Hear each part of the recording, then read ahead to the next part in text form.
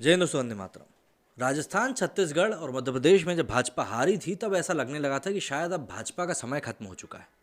लेकिन उसके बाद जिस प्रकार का अभी चुनावी नतीजा निकलकर सामने आया है, जिसमें कि 5 में से 4 राज्यों में भाजपा सरकार बना रही है, उस जीत ने एक बार फिर से मन में सवाल खड़ा कर दिया कि यार आखिर ऐसा भाजपा क्या कर रही है कि कांग्रेस उसको हरा नहीं पा रही है, सामने खड़ी नहीं हो पा रही है, या यूं कहें कि बस भाजपा का बुलडोजर चलता जा रहा है। भाई समझने वाली बात है कि एक नेशनल पार्टी जो कि पूरे देश के ऊपर राज कर रही थी इतने सालों से, वो अचानक से नीचे की तरफ क्यों जाती जा रही है। लीडरशिप में खोट है, ये आप भी जानते हैं, मैं भी जानता हूँ, लेकिन उसके बाद भी पार्टी तो वही है। तो इसके बारे में जब थोड़ी बहुत जांच पड़ताल करी तब निकल कर ये सामने आया कि दरअसल जिन कांग्रेस वालों को खुद कांग्रेस ही भाव नहीं दे रही है, तवज्जो नहीं दे रही थी या महत्व नहीं दे रही थी, उन्हीं को भाजपा ने महत्व दिया और वही लोग अब भाजपा को राज करवाने के लिए तैयार भी कर रहे हैं।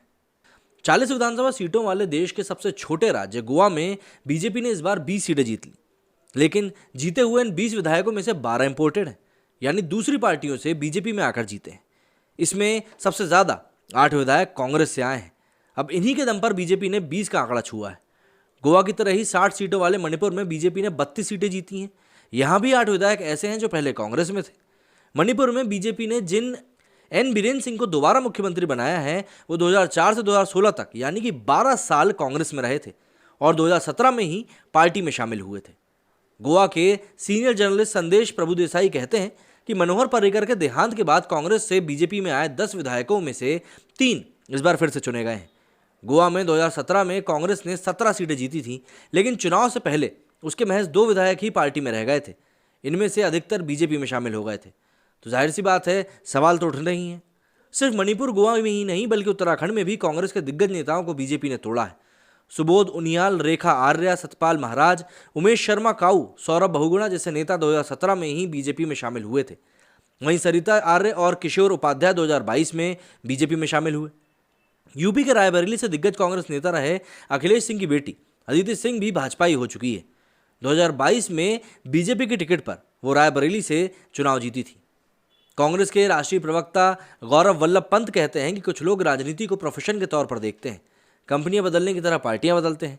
ऐसे लोगों का कोई भी आइडियोलॉजिकल कमिटमेंट नहीं होता है, ये कायर लोग होते हैं। लेकिन इन चुनावी राज्यों को छोड़ दिया जाए तो बाकी राज्यों में भी पुराने कांग्रेसी नई बीजेपी बना चुके हैं।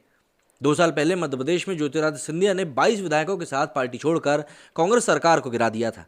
इसके बाद से मध्य प्रदेश में बीजेपी की सरकार है। यूपी चुनाव के ठीक पहले आरपीएन सिंह भी बीजेपी में शामिल हो गए थे। वे पूर्वांचल में कांग्रेस के मजबूत किले की तरह थे। राजस्थान में सचिन पायलट भी सीएम अशोक गहलोत से बगावती हो गए थे। जैसे तैसे केंद्रीय नेतृत्व उन्हें पार्टी छोड़ने से रोक पाया और इसी तरह से असम में 2014 में हेमंत बिस्व शर्मा ने कांग्रेस को छोड़ दिया था। 2021 में जीत के बाद बीजेपी ने उन्हें सीएम बनाया। वे कांग्रेस में रहते हुए भी सीएम बनने की मांग कर रहे थे, लेकिन पार्टी ने उनकी मांग को दरकिनार कर दिया था।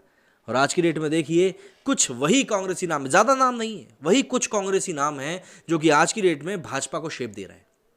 इसमें आप अगर देखें तो आपको ऑफिस मैनेजमेंट की भी एक बहुत सही चीज़ देखने के लिए मिलेगी कि जो व्यक्ति सही तरीके से काम कर रहा हो उसको अगर आप उचित तरीके से ट्रीट नहीं करेंगे तो कहीं ना कहीं वो आपके लिए ही विपक्ष बन जाएगा।